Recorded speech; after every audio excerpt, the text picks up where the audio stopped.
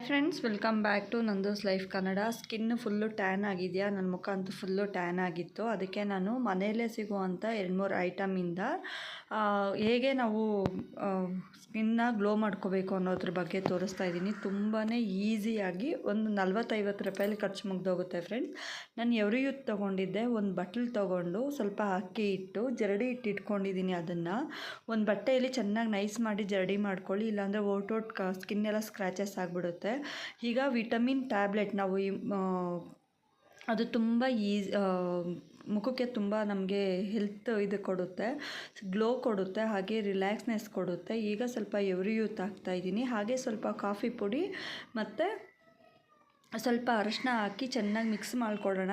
Tight ಅನಿಸಿದ್ರೆ ಸ್ವಲ್ಪ ಹಾಲಾಗಲಿ ನೀರಾಗಲಿ ಹಾಕ್ಕೊಂಡು ಚೆನ್ನಾಗಿ ಮಿಕ್ಸ್ ಮಾಡಿ ಮುಖಕ್ಕೆ ಹಚ್ಚಿದ್ರೆ ಸೂಪರ್ ಗ್ಲೋ ಕೊಡುತ್ತೆ. ಇದಕ್ಕೆ ಬೇಕಂದರೆ ಸ್ವಲ್ಪ ನಿಂಬೆ ರಸ ಕೂಡ ಹಾಕ್ಕೋಬೋದು.